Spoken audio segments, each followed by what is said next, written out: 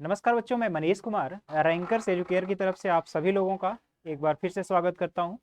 जैसा कि पिछले लेक्चर में आप लोगों ने देखा था कि हम लोगों ने डिफरेंशियल इक्वेशन यानी कि अवकल समीकरण पर आधारित बहुत सारे प्रश्नों को हल भी कराया और एक एक चीज़ों को बारीकी से समझने का प्रयास भी किया था।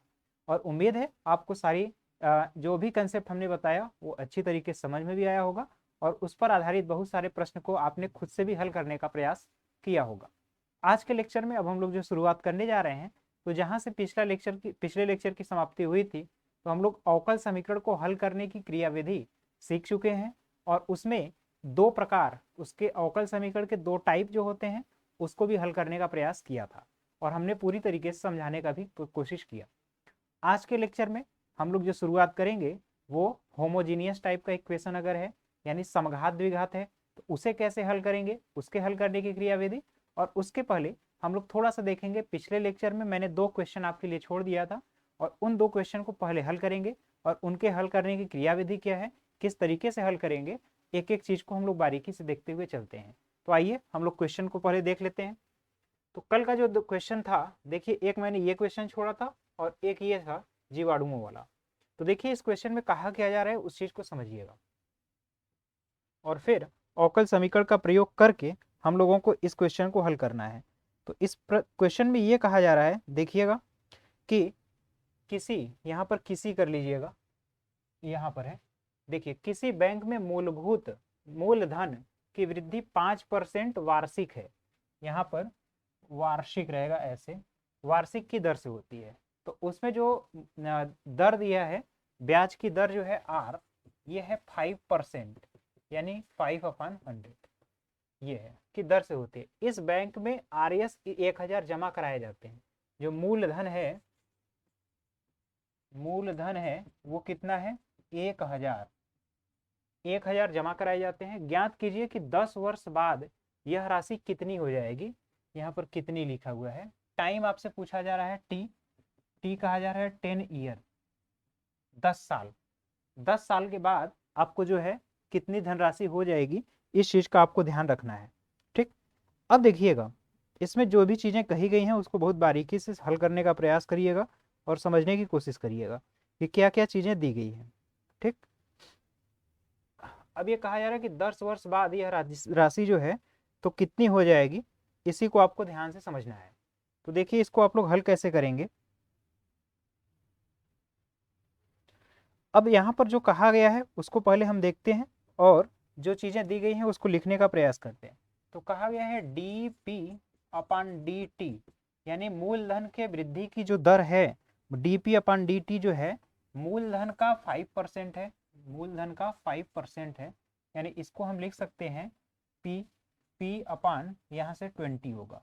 यानी ये dp/dt की वैल्यू हो गई, dp/dt की वैल्यू इतना हो गया। अब अगर इसको यहाँ से मैं इसको अलग फॉर्म में लिख लेता हूँ, dp/dt इक्वल p/20 है। तो यहाँ से dp और अपान में मैं p कर देता हूँ, इक्वल 1/20 टाइम्स ऑफ dt। यहाँ तक तो कोई समस्या नहीं है, ये तो सिंपल। अब दोनों साइड को हम लोग क्या कर ले, दोनों साइड को सिंपली इंटीग्रेट कर लेते हैं। तो इंटीग्रेटिंग बोथ साइड,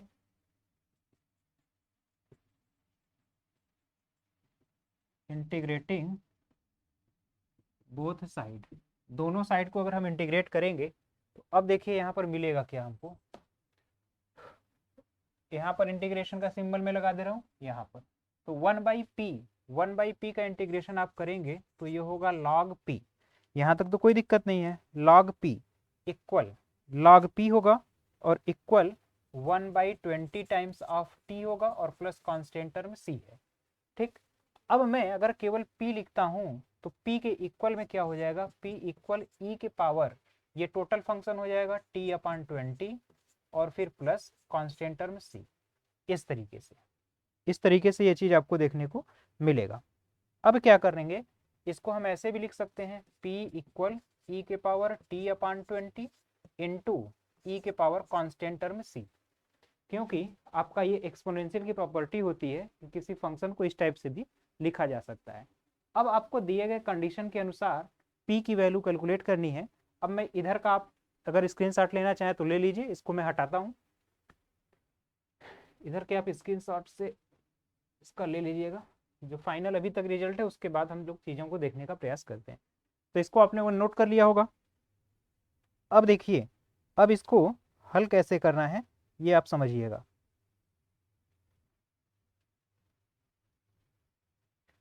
इसको मैं यहाँ पर फिर से लिख दे रहा हूँ, इसको मैं लिख दे रहा हूँ P equal C times of e के पावर T अपान 20 है, ई के पावर T अपान 20 है। और ये एक नया कांस्टेंट हमने मान लिया है, ई के पावर C जो है एक नया कांस्टेंट, इसको C1 में लिख देता हूँ। ई के पावर C को एक नया कांस्टेंट में C1 मान लेता हूँ। तो ये चीज़ आपको देखने को मिलेगी। अब जो है कहा जा रहा है कि जब T 0 था तो P 1000 था, व्हेन T इक्वल 0 था तो P की वैल्यू कितनी थी, 1000 थी। ये कंडीशन में कहा गया है शुरुआत में। तो अब हम T की जगह 0 रखते हैं तो P की जगह 1000 रखेंगे, 1000 बराबर C1, और E के पावर T की जगह 0 रखेंगे तो 0 हुआ, यानी C1 की वैल्यू कितनी हो गई, 1000। अब C1 की वैल्यू 1000 है, तो यहाँ से देखिए E के पावर C बराबर 1000 है। अब यहाँ से अगर दोनों साइड हम लॉग ले लेते हैं, लॉग लेंगे तो देखिए बनेगा क्या, E के पावर C बराबर इतना है। अब यहाँ से मैं लॉग लूंगा तो C log E base E बराबर बराबर 10 के पावर अगर 3 होगा तो ये 3 हो गया, लॉग 10 होगा और बेस E हो जाएगा इस तरीके से। क्योंकि अब लॉग की अच्छी तरह प्रॉपर्टी, अब ये वैल्यू 1 हो गया तो यहाँ से C बराबर कितना होगा, 3, और फिर लॉग, और यहाँ पर 10 होगा और बेस में आपको E देखने को मिलेगा। तो यहाँ तक तो कोई समस्या नहीं है, यहाँ तक। अब आपने C की वैल्यू भी काउंट कर ली। अब C का मान यहाँ से उठा करके आपको इस पॉइंट पर पुट कर देना है। तो फाइनली जो P की वैल्यू आएगी, अगर फाइनली आप P की वैल्यू देखेंगे तो देखिए P इक्वल आपको मिलेगा क्या, P इक्वल ई के पावर T अपान 20, T अपान 20 इंटू ई के पावर C, और ई के पावर C C1 है, और C की वैल्यू जो आ रही है आपका ई के पावर 3 लॉग, ई के पावर 3 है, लॉग है 10 है, और बेस में ई है। ठीक, अगर अब इसको हल करेंगे तो ई के पावर ये हो गया 1000, ई के पावर 1000 यानी 1000 से मल्टीप्लाई डायरेक्ट हो जाएगा। तो इस तरीके से आपको इस प्रश्न को हल करना था। तो यहाँ तक की चीज़ों को नोट करिए, फिर हम लोग अगला प्रश्न देखते हैं।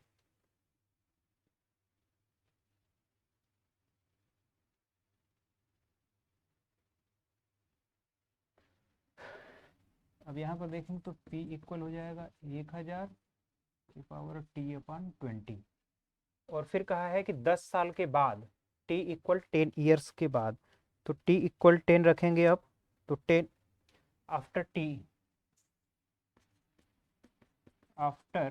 T इक्वल 10 ईयर, तो 10 ईयर के बाद करेंगे तो देखिए P इक्वल 1000 होगा इंटू ई के पावर, यहाँ पर 10 अपान 20 होगा तो ये 1/2 हो गया, तो ये हुआ 1000 इंटू ई के पावर 1/2, या फिर ई के पावर 0.5, और इसका मान दिया है 1.648। तो यहाँ पर मैं लिख लूँगा 1000 गुणे 1.648, तो इसमें गुणा हो जाएगा तो फाइनली आपका 1648, ये आपका डायरेक्ट वैल्यू देखने को मिलेगा। तो उम्मीद है ये क्वेश्चन अब आपको अच्छी तरीके से समझ में आया होगा। ये फुल क्वेश्चन हुआ, इसको आप नोट कर लीजिए, फिर हम लोग अगले प्रश्न की ओर चलते हैं। तो इसको आप अच्छी तरीके से इसका स्क्रीनशॉट भी लेना चाहें तो ले लीजिए, फिर हम लोग अगले प्रश्न को देखते हैं।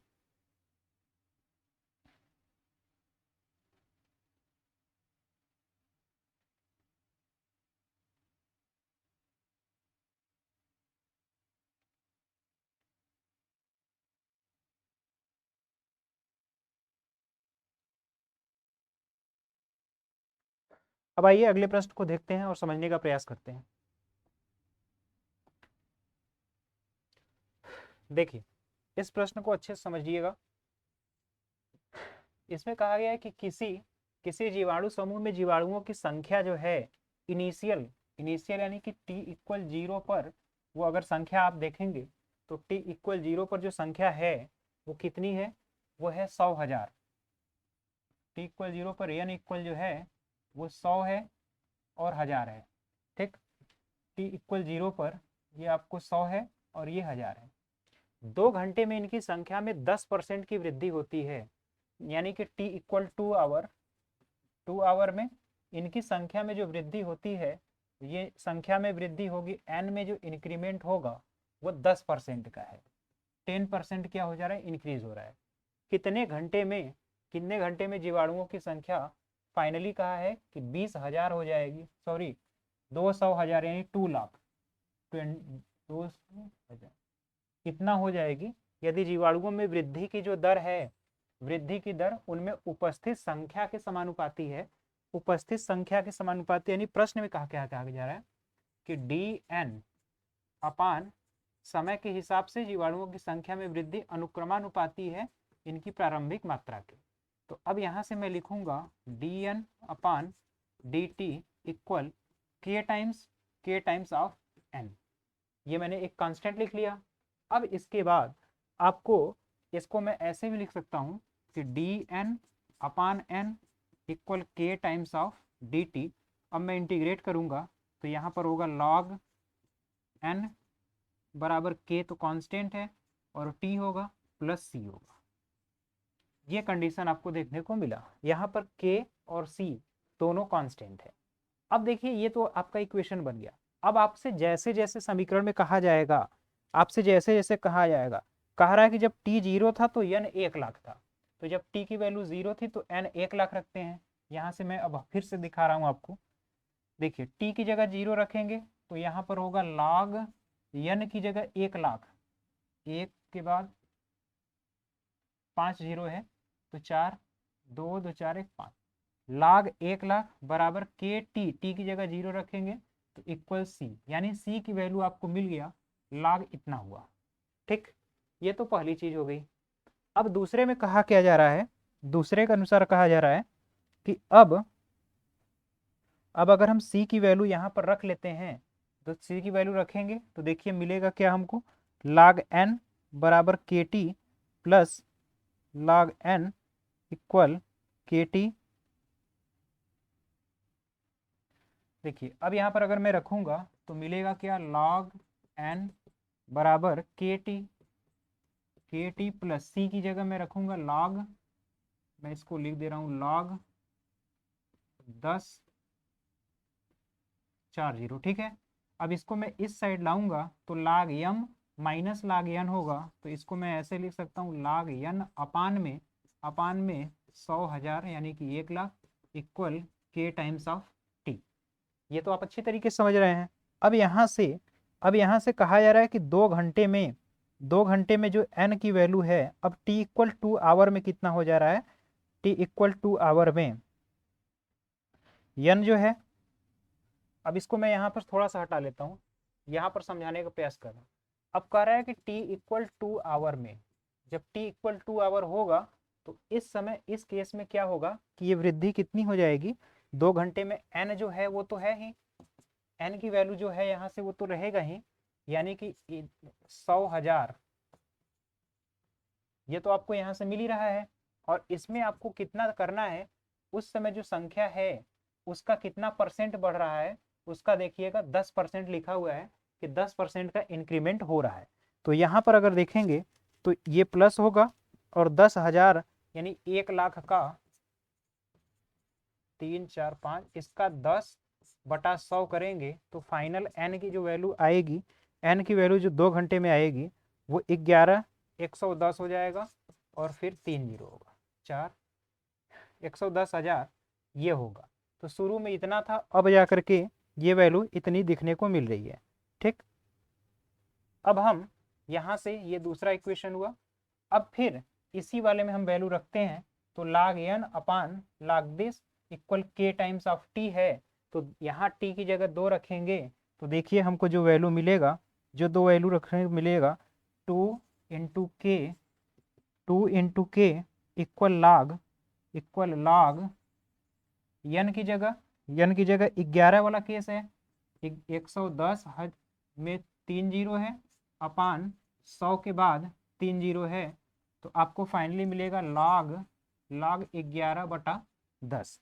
अब यहाँ से k की वैल्यू अगर आप देखें तो k बराबर आपको क्या मिलेगा, के इक्वल मिलेगा log 11/10 और कुल के बटे में 2 होगा। ये आपको के की वैल्यू मिली। अब आपके पास के भी है, अब आपके पास सी भी है। तो पहले यहाँ तक की चीजों को नोट करिए, फिर एक तरफ से हम हटा लेते हैं वेक्टर को। यहाँ तक की चीजें आप अच्छी तरीके से नोट कर लीजिए इसको।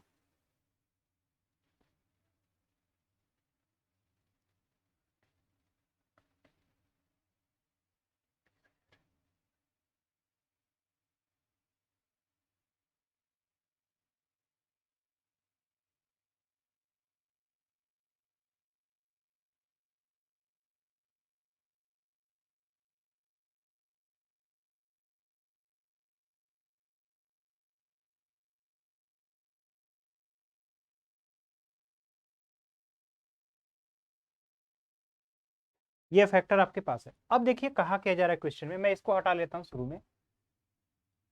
अब समझिएगा इसको, कहा जा रहा है कि जब जीवाणुओं की संख्या 200,000 यानी 2 लाख हो जाएगा उस समय मान ले रहा हूं टी कितने समय में हो जाएगा, किस समय होगा, तो कैपिटल टी। अब इसी रिलेशन से मैं देखिए रख रहा हूं, तो कैपिटल टी इक्वल, अब के की वैल्यू नीचे में आ जाएगी तो 1/k लिख दे रहा हूं, और फिर log n/1 लाख है, तो n इस बार कितना होना चाहिए, 200,000 अपान 100,000 ये हुआ।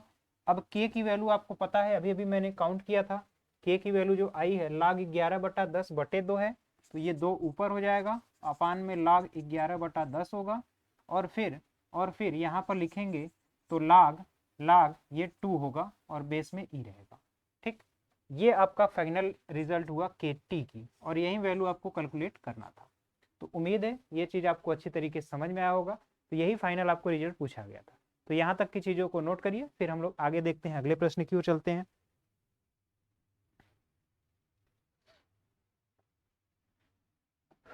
अब हम लोग देखिए, कल जो हमने फंक्शन बताया था होमोजेनियस इक्वेशन का समघात द्विघात का, तो आपको मैंने बताया था कि समघात द्विघात क्या होगा,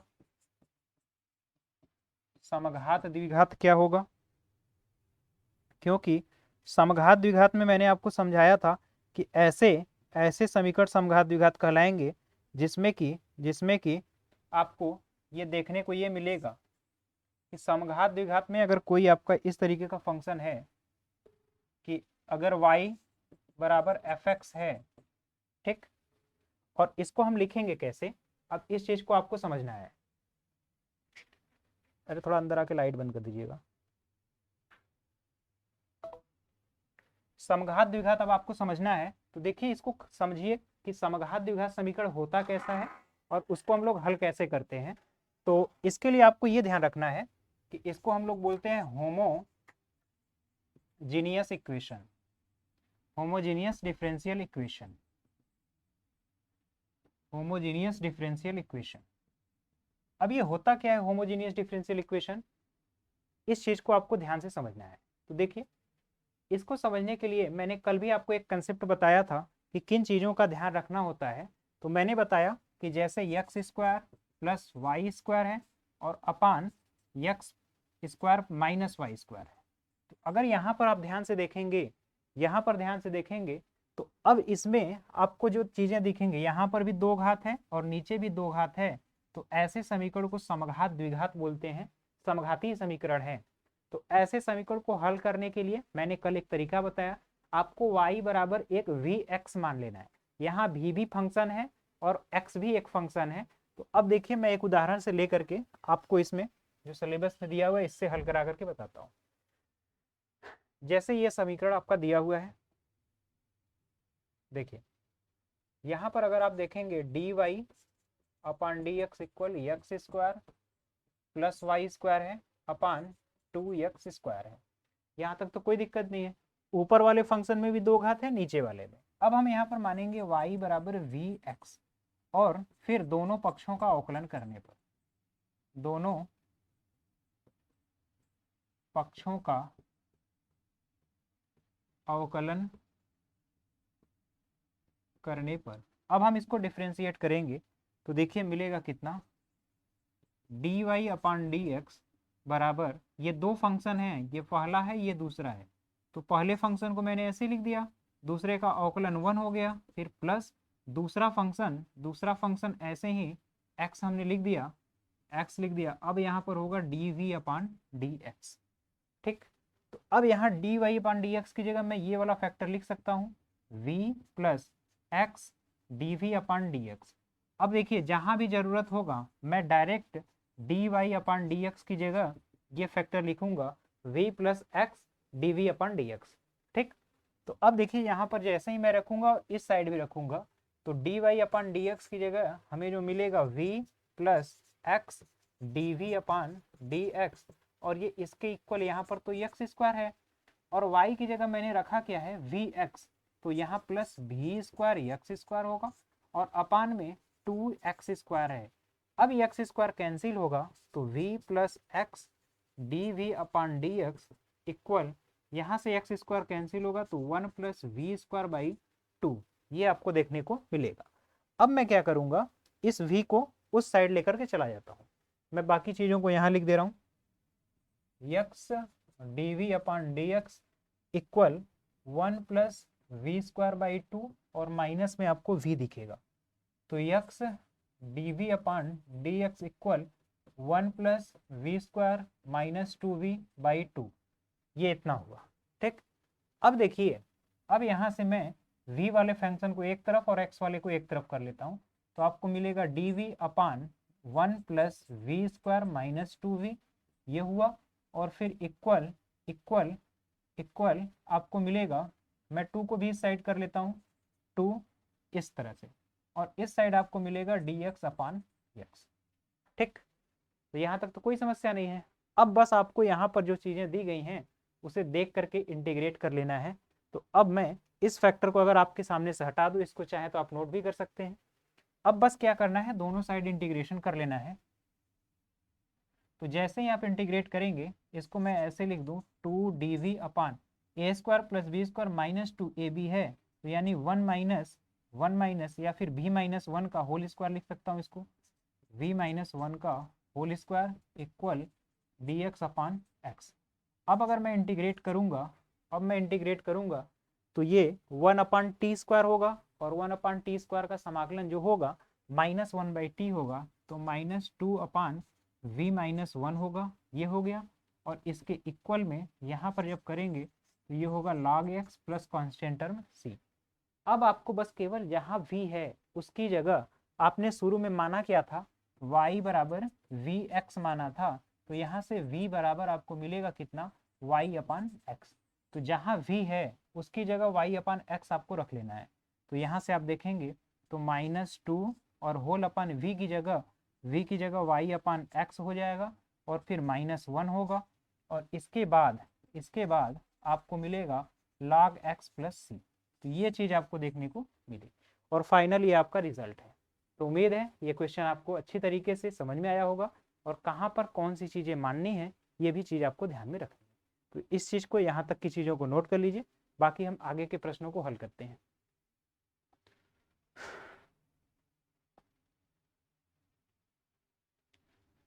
देखिए इसमें भी वही आपको काम करना है। अब यहाँ पर थोड़ी सी हम लोग तेजी लाते हैं अपने काम में। ये भी समघात द्विघात है, तो तुरंत यहाँ पर y बराबर vx लेंगे, ये पहला काम। और जहाँ पर dy/dx है वहाँ v प्लस एक्स dv/dx, ये आप जानते ही हो जाएगा। तो जहाँ पर यहाँ पर v plus x dv/dx equal x square minus v square x square upon x square हो जाएगा, और यहाँ v होगा ना, y की जगह vx रखेंगे तो vx स्क्वायर, तो यहाँ v plus x dv/dx equal x square common लेंगे अगर, तो 1 minus v square upon v होगा, और यहाँ से x dv/dx equal 1 minus v square upon v, और फिर माइनस वी होगा। ठीक, यहाँ तक तो कोई समस्या नहीं है, क्योंकि माइनस वी इस साइड चला आया है। अब यहाँ से x dv/dx equal 1 minus v square upon v, और यहाँ से 1 minus 2v square upon v, ये देखने को मिला। अब यहाँ से v वाले फंक्शन को एक साइड कर लेते हैं। देखिए जैसे ही v वाले फंक्शन को करेंगे तो यहाँ मैं लिख रहा हूँ dv, और इसमें मल्टीप्लाई होगा v का, और अपान में 1 माइनस 2v का स्क्वायर होगा। और इसके इक्वल में आपको क्या मिलेगा, इसके इक्वल में देखिए फैक्टर dx अपान एक्स देखने को मिलेगा, dx अपान एक्स। अब देखिए आपको आसानी से इंटीग्रेशन भी कर सकते हैं। यहाँ पर आप चाहें तो माइनस कॉमन ले लेंगे, माइनस वी डी वी और अपान में 2v² -1 है, तो यहाँ पर 4 हो जाएगा, 4।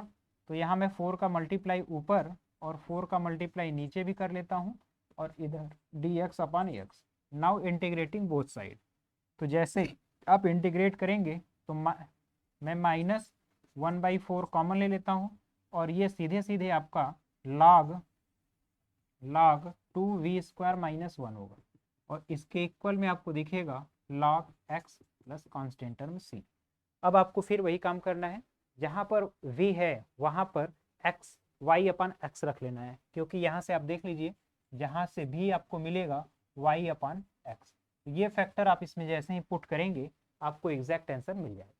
तो उम्मीद है ये चीज़ भी आपको अच्छी तरीके से समझ में आया होगा, कहीं भी कोई समस्या नहीं होगी। तो इसको आप नोट करिए, फिर हम लोग अगले प्रश्न की ओर चलते हैं और ध्यान से समझने का प्रयास करते हैं।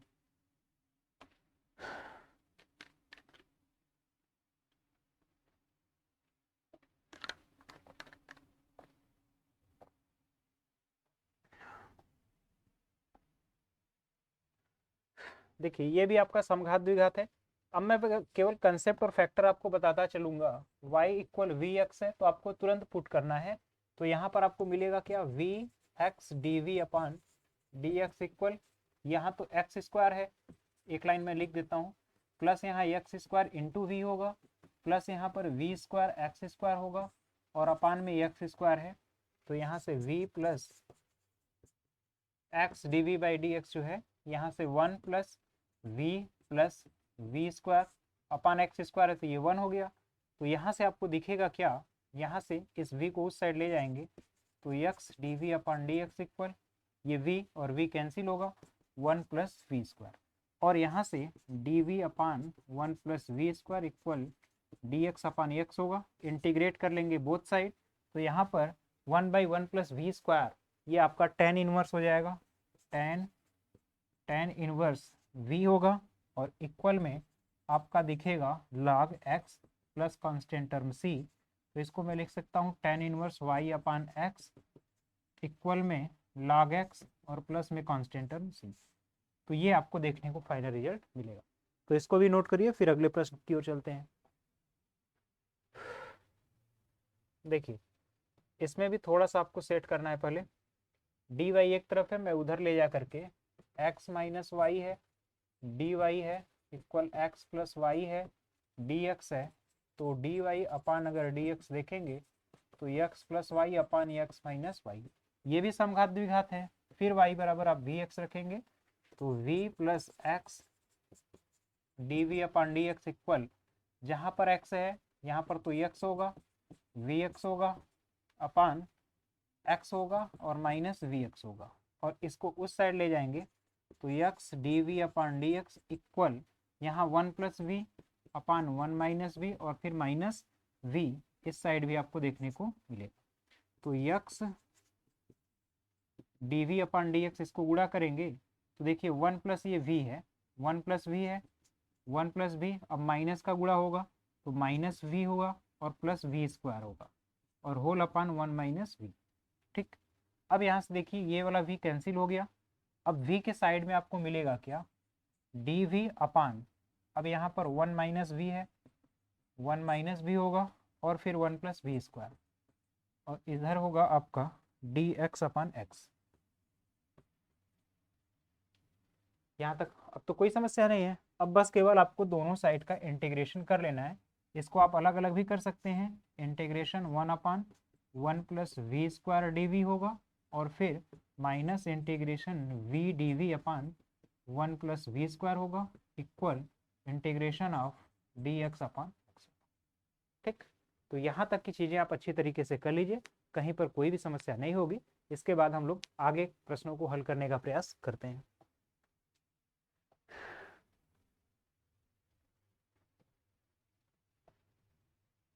इसमें भी देखेंगे अगर फंक्शन आप बनाएंगे तो आपको मिलेगा d y upon d x होगा, तो डी वाई ये वाला फैक्टर नीचे आपको जाएगा, और डी एक्स आपको जो दिख रहा है इधर x square y upon x cube plus y cube. अब यहाँ से फिर पुट करेंगे अगर हम, तो यहाँ v प्लस एक्स,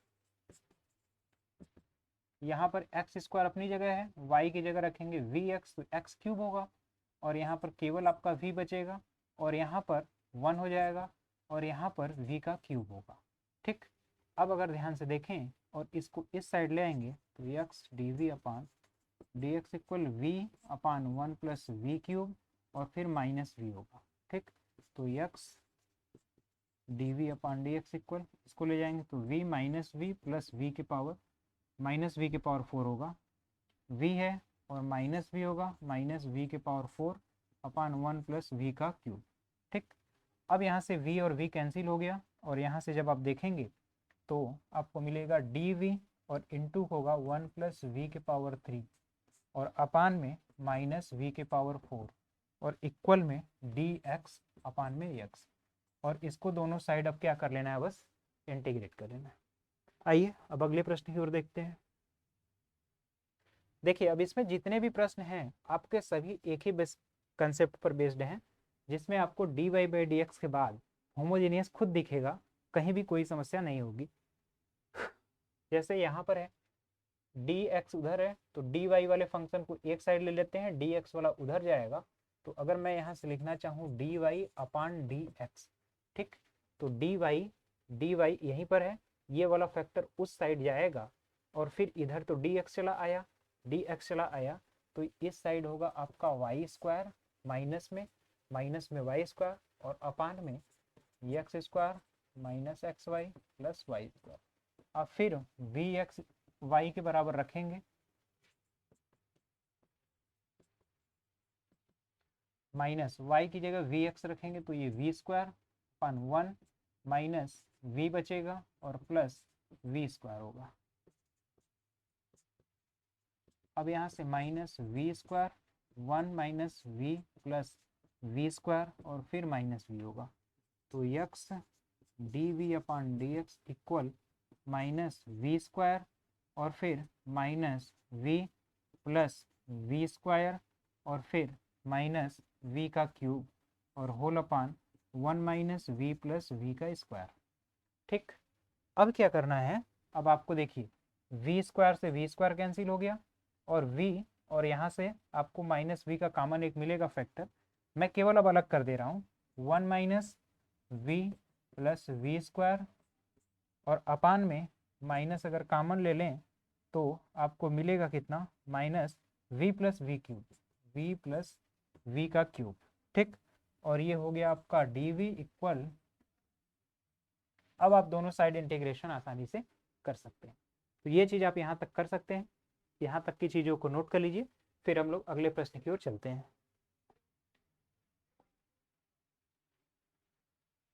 यहाँ पर भी देखिए आपको उसी तरीके से समघात द्विघात बनाना है। देखिए एक्स स्क्वायर है, सब कुछ लिखा हुआ है, बस अपान में कर लेना है हमको, d y upon d x square minus 2y square plus x y upon x square, और यहाँ पर v प्लस एक्स स्क्वायर की जगह 1 माइनस 2v स्क्वायर और फिर यहाँ पर एक्स वाई है, एक केवल v बचेगा और यहाँ अपान में कुछ नहीं होगा, इस साइड से v कैंसिल हो गया, अब बचेगा आपका d v upon 1 minus 2v square equal d x upon x, और दोनों साइड आप इंटीग्रेट कर लीजिए। इस तरह का अभी जस्ट पीछे भी हमने एक क्वेश्चन कराया हुआ है, तो इसलिए आप इसको भी उसी तरीके के क्वेश्चन को मान करके आप आसानी से कर सकते हैं, कहीं भी कोई समस्या नहीं होगी।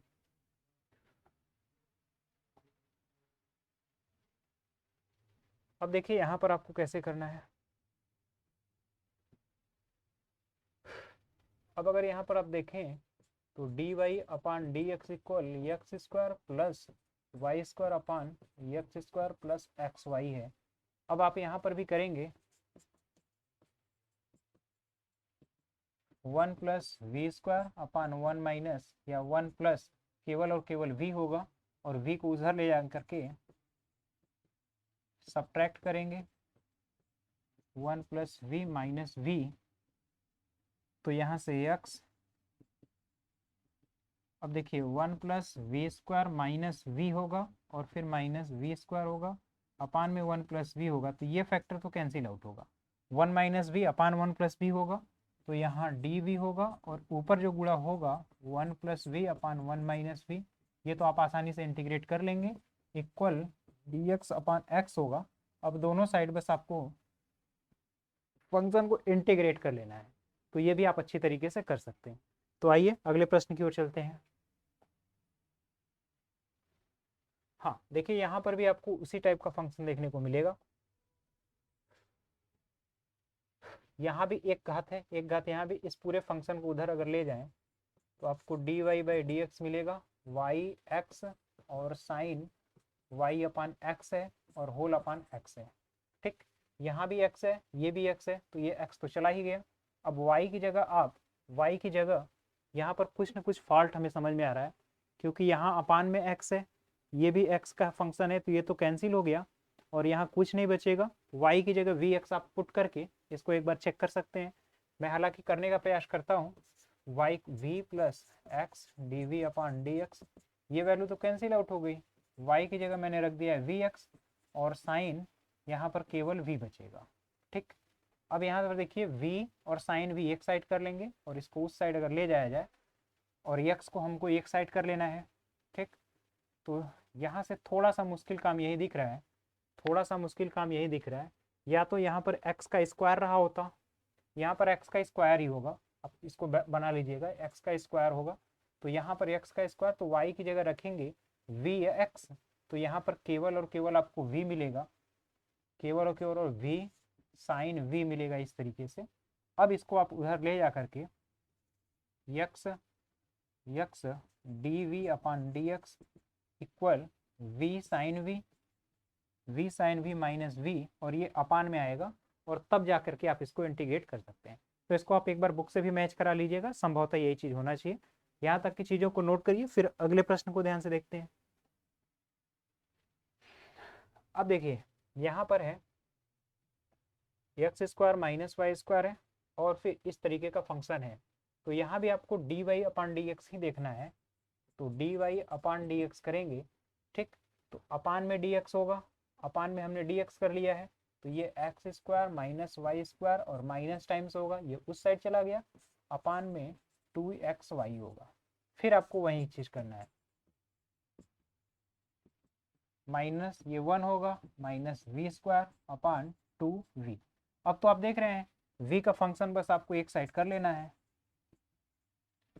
इसको उस साइड ले जाएंगे, तो ये हो गया v² माइनस 1 अपान 2v और minus minus times of v, तो x है dv अपान dx है v² माइनस 1 माइनस 2v² और होल अपान 2v और इक्वल 2v² और v², तो ये माइनस v² होगा, माइनस v² माइनस 1 अपान 2v। अब क्या करना है, अब क्या करना है, dx और dv वाला फंक्शन एक तरफ कर लेना है, 2v upon minus v² minus 1 dv equal dx अपान x। अब तो आपको आसानी से दिख रहा है फंक्शन कि कैसे आपको इंटीग्रेट करना है, तो इस क्वेश्चन को भी आप आसानी से हल कर सकते हैं। आइए अब अगले प्रश्न को ध्यान से देखते हैं। देखिए आपके बुक में इसी तरीके के लगभग सभी प्रश्न हैं, जिसमें आपको एक पॉइंट को अगर आप लेकर के चलेंगे तो आपको कोई भी समस्या नहीं होगा। यहाँ पर भी देखिए, यहाँ पर भी देखिए x cos y/x है, y dx है, x dy है, y sin y/x है, x dy है, minus y times of dx है। तो इसको भी पहले आप dy/dx को ध्यान से देखिए, तो मैं देखिए यहाँ पर आपका इसमें फंक्शन में मिलेगा, यहाँ पर dx, कहाँ कहाँ पर कौन सी चीजें मिल रही है उसको ध्यान से देख लीजिए। यहाँ पर आपको मिलेगा dx और एक यहाँ पर मिलेगा dx, तो dx को मैं एक साइड लिख रहा हूँ, अगर केवल मैं dx लिख लेता हूँ। अब देखिए ब्रैकेट में कॉमन क्या मिलेगा, यहाँ पर dx लिखा तो xy होगा, xy cos y अपान x, ये dx वाला फैक्टर हो गया। उधर माइनस वाला इस साइड आएगा तो प्लस होगा, और y का y में मल्टीप्लाई होगा तो प्लस y² होगा, y² हुआ, y² हो जाएगा, और फिर y² साइन y अपान x हो गया, ये dx का फैक्टर था।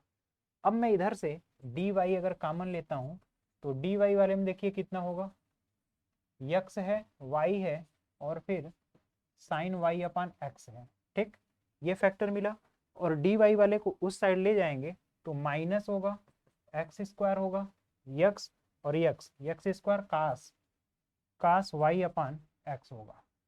ठीक, यहाँ तक की चीज समझ में आई होगी।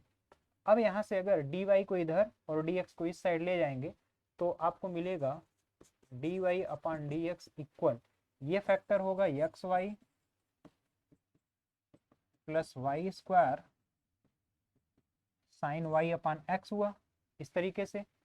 और फिर d y upon d x करना है तो डी एक्स से डिवाइड करेंगे तो ये फैक्टर फिर से नीचे आएगा, तो x Y sign y upon x minus x square कास वाई अपान एक्स। ठीक, अब यहाँ पर आपको फिर से वही चीज पुट करनी है, तो देखिए क्या मिलेगा आपको। यहाँ पर मैं लिख दे रहा हूँ v plus x times of d v upon d x. यहाँ पर आपको मिलेगा v, यहाँ पर मिलेगा कास y इक्वल v, और प्लस y बराबर वी एक्स रखे हैं तो यहाँ पर आपको मिलेगा v स्क्वायर, और यहाँ पर आपको मिलेगा साइन v और होल अपान, ये तो आपको केवल मिलेगा v, और यहाँ पर साइन v साइन v और minus times of x square है तो ये 1 हो जाएगा, और फिर यहाँ पर आपको मिलेगा कॉस और टाइम्स ऑफ v। ये अब आप देखिए यहाँ से कास का फंक्शन आप इस v को उस साइड ले जा करके आसानी से इंटीग्रेट कर लेंगे, ये केवल और केवल v और x में फंक्शन होगा। तो देखिए आपको यही चीज़ ध्यान रखना है कि जो भी फंक्शन होमोजीनियस है उसको जब आप एक्सचेंज करेंगे v के फॉर्म में तो वह आपका सेपरेबल फॉर्म में बन जाएगा, यानी कि x और y आसानी से सेपरेट हो जाएंगे। तो उम्मीद है ये भी प्रश्न आप आसानी तरीके से कर सकते हैं। हालांकि मैंने लगभग पूरा ही प्रश्न कर दिया है, तो इसको भी आप स्क्रीनशॉट ले लीजिए या नोट कर लीजिए, इसके बाद का प्रोसेस आप खुद से भी कर लीजिएगा। तो आइए यहाँ तक की चीज़ों को नोट करिए, फिर अगले प्रश्न की ओर चलते हैं। क्योंकि अब मैंने इसीलिए आपको अगर याद हो तो मैंने इंटीग्रेशन को काफ़ी बारीकी से इसीलिए कराने का प्रयास किया था कि आपको कहीं पर भी कोई समस्या नहीं हो। अब देखिए यहाँ पर क्या कहा जा रहा है, इसको अगर ध्यान से देखा जाए,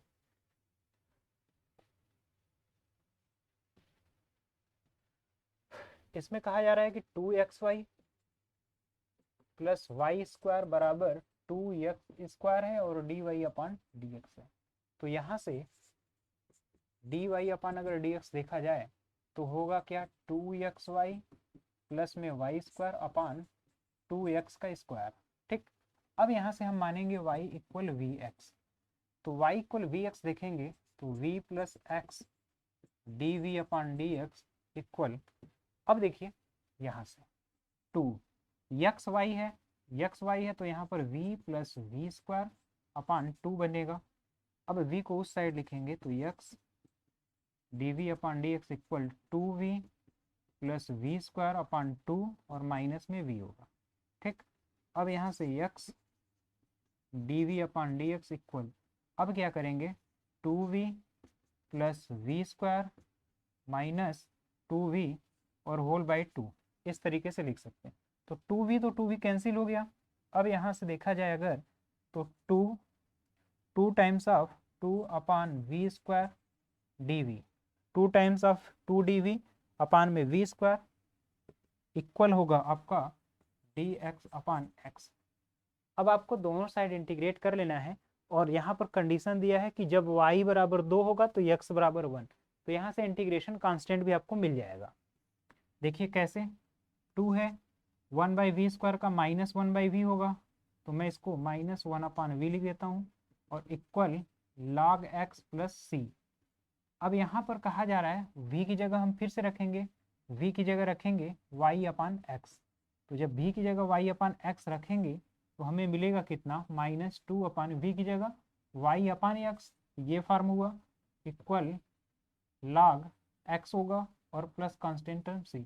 यहाँ से वैल्यू रखते हैं, log 1 की वैल्यू ये 0 हो गया, ये -2 अपान y की जगह रखेंगे 2 इक्वल c हुआ, तो c की वैल्यू आपको मिलेगी -1।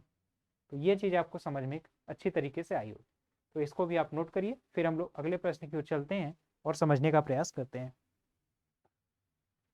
देखिए इस चैप्टर में आपको बाकी जितने भी समीकरण थे मैंने समघात द्विघात का सभी का क्वेश्चन करा दिया। अब आपका एक अगला प्रकार है, इसको भी मैं आज पूरा कराने का प्रयास कर रहा हूँ, देखिए अगले प्रकार में समीकरण का जो है अवकल समीकरण वो इस तरीके का है, dy अपान dx है,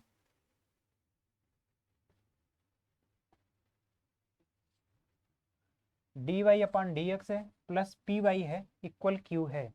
अब यहाँ पर देखिए क्या क्या कहा जा रहा है, जहां p तथा q x के फंक्शन है, जो p भी है और q भी है x का फंक्शन है, यानी कि dy अपान dx रहेगा प्लस py बराबर q रहेगा, और p और q ये फंक्शन है x के ही फंक्शन है।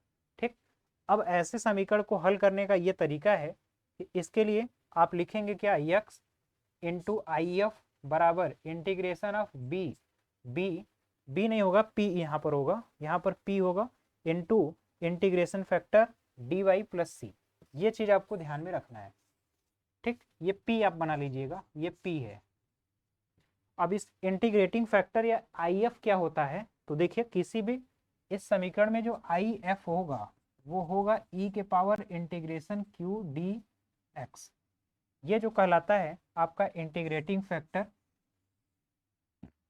या फिर समाकल गुणांक, ये इस तरीके से हम लोग बोलते हैं इसको। तो उम्मीद है अब मैं एक एग्जांपल लेकर इसे समझाऊंगा, तब आपको अच्छी तरीके से समझ में आएगा। पहले आपको समीकरण इस रूप में बनाना है, p और q को अलग अलग लिख लेना है, फिर आपको इंटीग्रेटिंग फैक्टर निकाल लेना है, उसके बाद आपको यहाँ पर वैल्यू केवल रख लेना है, यानी x में आई एफ का गुणा करेंगे इक्वल इंटीग्रेटिंग फैक्टर के साथ समाकलन करना होगा p का। मैं एक इसका आप स्क्रीनशॉट पहले ले लीजिए, इसको आप नोट कर लीजिए फार्मूले के साथ ही, फिर मैं एक उदाहरण से इसको समझाने का प्रयास करता हूं। देखिए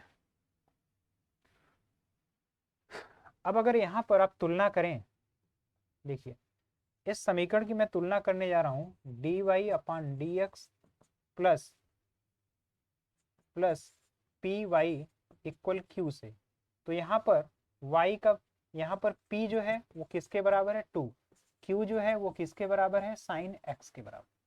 यहाँ तक तो कोई दिक्कत नहीं है।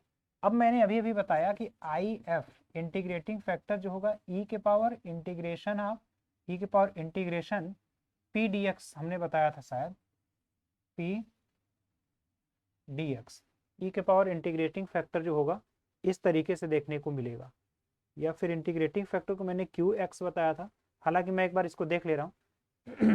अब देखिए आप यहाँ से जैसे ही p की जगह रखेंगे तो ये आपको मिलेगा e के पावर आपको केवल मिलेगा 2x, ये इंटीग्रेटिंग फैक्टर हो गया, ये तो आपका इंटीग्रेटिंग फैक्टर हो गया। अब आपको यहाँ पर मैंने अभी अभी बताया था सोल्यूशन जो होगा आपको क्या देखने को मिलेगा कि सोल्यूशन अभी अभी मैंने बताया था कि आपका जो x होगा into integrating factor equal integration of p into I F और फिर डी एक्स प्लस सी, इस तरीके से। ठीक, तो x हो गया इंटीग्रेटिंग फैक्टर e के पावर 2x हो गया बराबर इंटीग्रेशन p की जगह यहाँ पर p या q रखेंगे, यहाँ पर शायद q रहेगा क्योंकि p का हमने पहले यूज कर लिया है, तो q की जगह रखेंगे आप साइन x और फिर e के पावर px यानी e के पावर 2x dx और प्लस कांस्टेंट टर्म c। अब यही आपको समाकलन थोड़ा ध्यान रख करके करना है, तो जब आप इसको समाकलन करेंगे तो आपको मिलेगा x e के पावर 2x बराबर इंटीग्रेशन ऑफ e के power 2x sine x dx plus constant term c। तो x e के पावर 2x बराबर, अब यहाँ पर e के पावर ax और फिर साइन x अपान ए स्क्वायर प्लस बी स्क्वायर होगा, तो यानी 4 और एक 5 हो गया, और यहाँ पर जो मिलेगा a साइन बी एक्स है यानी 2 sine x minus a sine b x minus b cos b x होगा, तो केवल और केवल कॉस एक्स आएगा इस तरीके। तो उम्मीद है अब ये कांस्टेंट टर्म c आप ऐड कर लीजिएगा। तो इस तरीके से जितने लीनियर फंक्शन है आप आसानी से इसका समाकलन कर सकते हैं, कहीं भी कोई समस्या नहीं होगी। तो ये एक बेस्ट एग्जांपल जो आपके बुक में भी है और इस चैप्टर में भी है, तो मैंने इसको हल करके आपको समझाने का प्रयास किया है। तो इसको नोट करिए, फिर अगले प्रश्न की ओर चलते हैं हम लोग। यहाँ पर भी आप देखिए आपके सामने इसको भी अच्छे तरीके से ये फैक्टर लिखा हुआ है, इसको जब कंपेरिजन करेंगे d y upon d x plus p y equal q से, तो आपको p जो मिलेगा, p की जगह देखिए y को छोड़ करके -3 cot x, और q आपको कितना मिल रहा है, sin 2x, इस तरीके से। तो p और q आपको मिल गया, और आप जानते हैं आई एफ इक्वल ई के power integration q of q dx, इस तरीके से। और यहाँ e के पावर साइन 2x जब आप रखेंगे, e के power integration sine 2x dx, that is e के पावर साइन 2x किसका होता है, माइनस कॉस 2x अपान 2 होगा। ये आपका आई एफ हो गया, या फिर इंटीग्रेटिंग फैक्टर हो गया, ठीक। और बाकी बाकी आप यहाँ से जो integrating x into I F equal integration p dx plus p plus I F, sorry p into I F होता है, इंटू आई एफ और होल का dx plus constant term c। तो ये चीज़ आपको ध्यान में रखना है। तो यहाँ तक की चीज़ों को नोट करिए, फिर हम लोग अगले प्रश्न की ओर चलते हैं और फिर समझने का प्रयास करते हैं।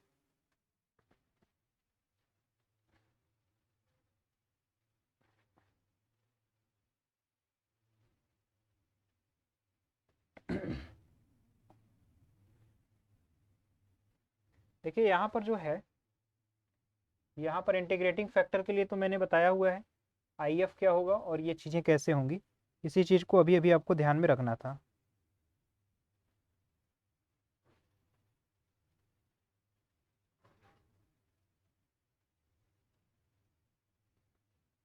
तो यहाँ तक की चीज़ों को नोट करिए, फिर अगले प्रश्न की ओर चलते हैं।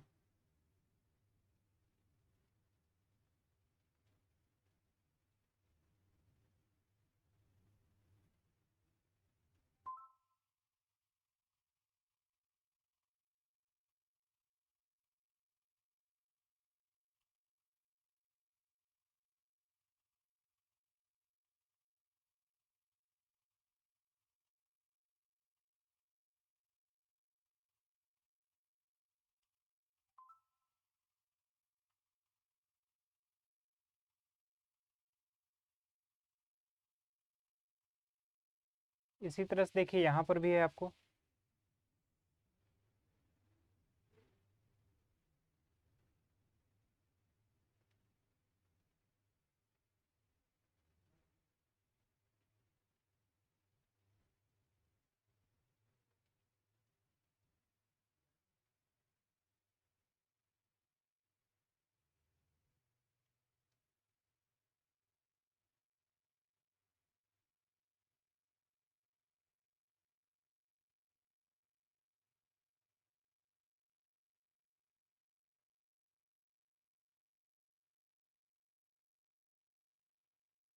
देखिए अब चीज़ें बिल्कुल क्लियर है कि आपको करना क्या है। मैं इसको अच्छे तरीके से समझा दे रहा हूँ आपको फिर से। बिल्कुल मैंने जो चीज़ें कराई हैं बिल्कुल आपका सही है, कहीं पर भी कोई डाउट नहीं होना चाहिए, बिल्कुल कहीं पर भी कोई डाउट नहीं होना चाहिए। और एक यहाँ पर चीज़ ध्यान रखिएगा, जो मैंने अभी अभी कराया था आपको, यहाँ पर x जो मैं लिख रहा था, जो मैं ऐसे सोल्यूशन में लिख रहा था, सोल्यूशन में y इंटू होगा I F integrating factor, y into I F होगा इक्वल इंटीग्रेशन ऑफ p होगा इंटू आई एफ होगा, और फिर dx होगा प्लस कांस्टेंट टर्म c होगा। ये चीज़ आप सोल्यूशन में लिखेंगे, और आपको आई एफ में जो लिखना है वो e के power integration q times of dx लिखना है, q ऑफ dx, इस तरीके से आपको इंटीग्रेटिंग फैक्टर लिखना है।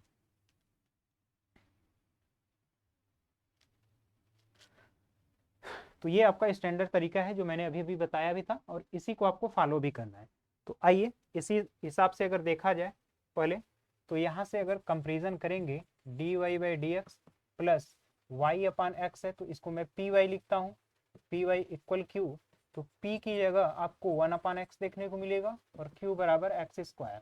तो आई एफ अगर हम देखें, इंटीग्रेटिंग फैक्टर e के पावर इंटीग्रेशन q dx है, तो एक्स स्क्वायर अगर dx है तो यहाँ से e के पावर x का क्यूब अपान 3 होगा, और ये वैल्यू हो गई आपकी आई एफ की।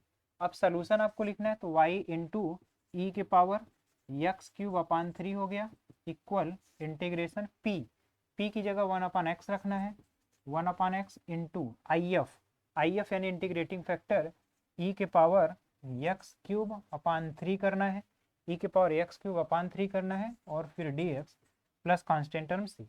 अब यहाँ से बस आपको इस फैक्टर का समाकलन कर लेना है। तो समाकलन आप बाई पार्ट जानते हैं, आप आसानी से कर सकते हैं, आपको कहीं पर भी कोई समस्या नहीं होगी। तो इसी तरीके से आपको जितने भी प्रश्न इसमें दिए गए हैं सभी क्वेश्चन का इंटीग्रेशन इंटीग्रेटिंग फैक्टर के फॉर्म में लिख करके ही आपको करना है। इसको भी मैं स्टैंडर्ड फॉर्म में कन्वर्ट कर देता हूँ। जैसे देखिएगा 1 प्लस एक्स स्क्वायर है, डी वाई है, और यहाँ डी एक्स है, तो डी एक्स से डिवाइड कर देते हैं। तो 1 plus x square d y upon d x plus 2xy equal cot x.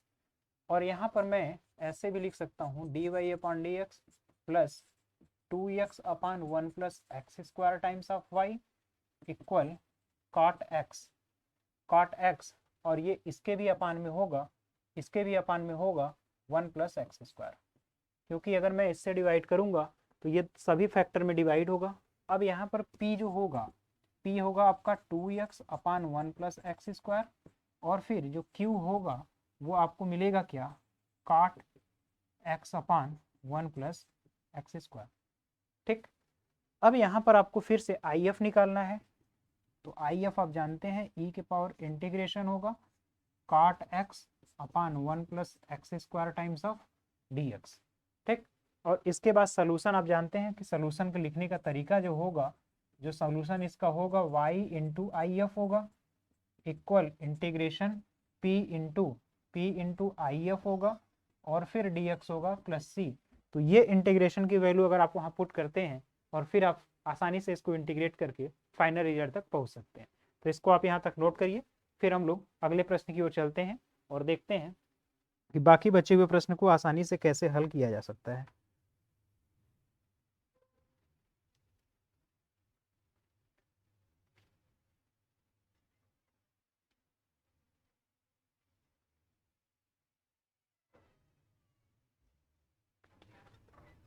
Integrating factor में थोड़ा सा देखिए गलती हो रहा है। इंटीग्रेटिंग फैक्टर में आपको यहाँ पर p रखना होता है। इंटीग्रेटिंग फैक्टर में आपको p रखना होता है और सॉल्यूशन में आपको यहाँ पर q रखना होता है। यहाँ पर q रहेगा, इंटीग्रेटिंग फैक्टर में यहाँ पर आपको p रखना होता है, e के पावर इंटीग्रेशन p dx। ये आपको करना होगा। p की वैल्यू यहाँ से रखेंगे तो e के power integration 2x upon 1 plus x square करेंगे और dx करेंगे तो ये आपको दिखेगा e के पावर log होगा और 1 प्लस एक्स स्क्वायर होगा, log 1 plus x square that is 1 plus x square. तो ये फाइनली आपका IF होगा इंटीग्रेटिंग फैक्टर। तो इंटीग्रेटिंग फैक्टर हमेशा p वाले में आएगा, इस चीज़ को पहले आप समझ लीजिएगा। थोड़ा सा हमसे भी यहाँ पर मिस हुआ है। जो IF होगा ये हमेशा e के पावर इंटीग्रेशन p dx होगा, ये हमेशा यही होगा e के पावर p dx। और जब सॉल्यूशन लिखेंगे तब आप लिखेंगे y into IF integrating factor. यहाँ पर आपको q इंटू IF लिखना है इंटीग्रेटिंग फैक्टर और होल आपका dx होगा प्लस कांस्टेंट टर्म c। इस चीज को आप ध्यान रखिएगा। थोड़ा सा कभी कभी कंफ्यूजन मैथमेटिक्स में इसीलिए हो भी जाता है p और q के मामले में। तो इसको आप अगर कंठस्थ कर लेते हैं तो आपको कहीं भी कोई समस्या नहीं होगी। तो इसका आप स्क्रीनशॉट लीजिए, फिर हम लोग अगले प्रश्न की ओर चलते हैं। आपको हमेशा देखना है कि इंटीग्रेटिंग फैक्टर में जो फैक्ट आपको लेना है वो p का ही लेना है। कभी कभी कंफ्यूजन अपने को भी हो जाता है। यहाँ पर भी अगर आप ध्यान से देखें तो इसमें भी आपको सभी फैक्टर आसानी से दिख रहे होंगे। यहाँ पर अगर dy अपान dx है प्लस py होता है, py इक्वल q, तो p की अगर देखें तो -1 है और q की वैल्यू अगर आप देखें यहाँ से तो cos x है। तो अगर IF यहाँ से निकाला जाए तो e के पावर इंटीग्रेशन p dx होता है, तो यानी e के पावर इंटीग्रेशन -1 अप dx होगा तो e के पावर -x होगा। ठीक, और q जो है cos x है। तो सॉल्यूशन जब हम लिखेंगे तो सॉल्यूशन आपका लिखते हैं तो y इंटू IF लिखेंगे e के power -x equal integration q यानी cos x इंटू e के power -x dx plus c। अब e के power x cos x, e के पावर ax cos bx का फार्मूला मैंने कई बार आपको कराया है, तो उस फार्मूले से बस आपको ये वैल्यू पुट कर लेनी है। तो इस तरीके से देखिए आपको p और q की वैल्यू अब आपको कंफर्म हुआ होगा कैसे लेना है और कैसे सोल्यूशन में पुट करना है। तो यहाँ तक की चीज़ों का आप स्क्रीनशॉट लीजिएगा, फिर बाकी हम अगले प्रश्न की ओर भी चलते हैं। यहाँ से देखिए आप cos स्क्वायर एक्स से जैसे ही डिवाइड करेंगे सभी फैक्टर को, तो आपको मिलेगा d y upon d x plus y upon, इसको मैं सेक स्क्वायर एक्स लिख देता हूँ, y sec square x equal tan x. तो यहाँ अगर p देखा जाए तो p आपका सेक स्क्वायर एक्स हो गया और q जो है आपका ये टेन एक्स हो गया। तो अब अगर मैं if लिखूँ इंटीग्रेटिंग फैक्टर, तो e के power integration sec square x d x होगा और टेन एक्स हो जाएगा e के पावर टेन एक्स। ठीक, टेन एक्स ये आपका हो गया if। तो सलूशन जब मैं लिखूंगा तो सलूशन में y इंटू ई की पावर टेन एक्स ये हो गया। ठीक, सेक स्क्वायर एक्स का टेन एक्स समाकलन होगा, क्योंकि सेक टेन एक्स का अवकलन करते हैं तो सेक स्क्वायर एक्स होता है।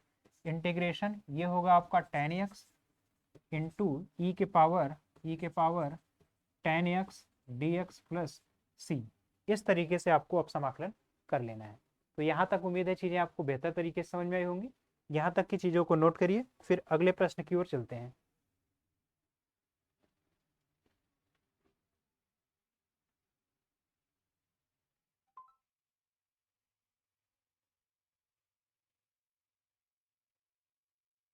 हाँ,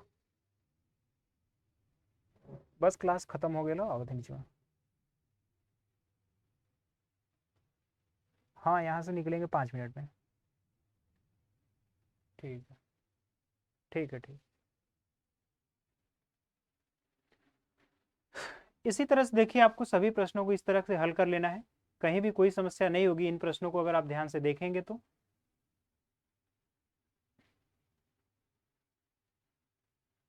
ये तो 2 प्रश्न मैंने पहले भी करा दिए हैं आपको, ये भी आपका उसी तरीके का क्वेश्चन है। अब देखिए यहाँ पर कुछ ऑब्जेक्टिव क्वेश्चन भी है, मैं ऑब्जेक्टिव क्वेश्चन को भी हल कराने का प्रयास करता हूँ। देखिए ऑब्जेक्टिव क्वेश्चन में आपको पूछा क्या क्या गया है, यहाँ पर पूछा निम्नलिखित में कौन सा समघाती अवकल समीकरण है। तो समघात यानी कि जिसका घात एक हो, तो यहाँ पर घात एक है लेकिन यहाँ पर 0 है, तो पहला नहीं होगा। एक्स वाई 2 हुआ, यहाँ पर 3 है, यहाँ पर 3 है, ये भी नहीं होगा। यहाँ पर 3 है, यहाँ पर 2 है, ये भी नहीं होगा। अब यहाँ पर 2 है, यहाँ भी 2 है, यहाँ भी 2 है, तो ये आपका समघाती समीकरण होगा, यानी जिसको आप होमोजेनियस डिफरेंशियल इक्वेशन कहते हैं। तो इसको आप नोट करिए, फिर अगले प्रश्न की ओर ध्यान देते हैं। अवकल समीकरण dx का समाकल गुणांक जिसको इंटीग्रेटिंग फैक्टर बोला जाता है, तो देखिए इसको हम ऐसे भी लिख सकते हैं। अवकल गुणांक अभी अभी हमने आपको पढ़ाया है, तो इसको लिखने का मैंने तरीका भी बताया था कि dy upon d x minus dy upon d x minus Y upon x equal 2x होगा। ठीक, तो if जो लिखेंगे तो p की वैल्यू -1 अपान एक्स होगा और q की वैल्यू जो होगा 2x होगा। तो IF इसी को हम लोग अवकल गुणक बोलते हैं, इंटीग्रेटिंग फैक्टर। e के power integration of p dx होता है, तो e के पावर इंटीग्रेशन p की जगह -1 अपान एक्स डी होगा, तो इक्वल e के पावर -1 अपान एक्स का क्या होगा, log x होता है, प्लस कॉन्स्टेंट टर्म c। तो e के पावर माइनस log x है, तो इसको मैं ऐसे भी लिख सकता हूँ, e के पावर log x के पावर -1, और ये वैल्यू कैंसिल होती है तो 1 अपान एक्स, ये आपको ध्यान से देखने को मिलेगा। तो ये 1 अपान एक्स आपका एग्जैक्ट बिल्कुल सही है, इसको आप खुद से भी अपने आप से ही कर सकते थे। तो ये आपका सेशन आज तक का खत्म हुआ। इस तरह से हमने अवकल समीकरण के जितने भी न्यूमेरिकल थे सभी न्यूमेरिकल को एक एक करके हल कराने का प्रयास किया। कुछ न्यूमेरिकल आपके बचे हुए हैं, रह गए, जिसमें अगर आपको ध्यान हो वो न्यूमेरिकल आप अपने से खुद से भी कर सकते हैं। अगर एक हिंट अगर ध्यान से देखें आप इस पर भी, तो जो भी इसमें सवाल है इसको अगर आप देखेंगे तो ये आपको P और Q के फॉर्म में इसको जस्ट आपको कन्वर्ट करके फिर आपको इंटीग्रेटिंग फैक्टर लिखना है और डायरेक्ट सोल्यूशन लिखना है। तो यहाँ तक मैंने बहुत सारे क्वेश्चन और न्यूमेरिकल आपको लिए भी कराए थे, इसलिए कहीं से कोई भी समस्या नहीं होगी। बाकी आपका अगर कोई भी समस्या होता है या कोई भी प्रॉब्लम होती है तो आप हमें कमेंट बॉक्स में भी कमेंट कर सकते हैं। तो आज का लेक्चर थोड़ा सा लंबा इसीलिए हुआ क्योंकि आज थोड़े से कंटेंट जो थे उसे हमें पूरा कराना था। तो आज का हम लोगों ने अभी तक में जो है अवकल समीकरण के इस चैप्टर के समापन होने के साथ ही हम लोग जो है एप्लीकेशन ऑफ डेरिवेटिव यानी अवकलज के अनुप्रयोग, इसको पूरा का पूरा हम लोगों ने कवर कर लिया। अब हम लोग जब नेक्स्ट लेक्चर में मिलेंगे तो हमारी जो शुरुआत होगी वो एक नेक्स्ट चैप्टर के साथ होगी, जिसमें हम लोग 3D यानी कि 3 डायमेंशनल ज्योमेट्री का या फिर वेक्टर, पहले वेक्टर कराएंगे उसके बाद हम लोग 3D का अध्ययन करेंगे। तो उम्मीद है आपको आज का लेक्चर अच्छा सा पसंद आया होगा और कहीं भी कोई कन्फ्यूजन नहीं होगा। हमने बारीकी से क्रिस्टल क्लियर तरीके से हर पॉइंट को क्लियर करने का प्रयास किया है। फिर भी कोई अगर प्रॉब्लम होती है तो आप हमें कमेंट बॉक्स में कमेंट करिएगा और अपने आप से ज़्यादा क्वेश्चन को लगाने का प्रयास करिए। आपका आज का हमारा साथ देने के लिए बहुत बहुत धन्यवाद। मिलते हैं नेक्स्ट लेक्चर में, तब तक के लिए जय हिंद।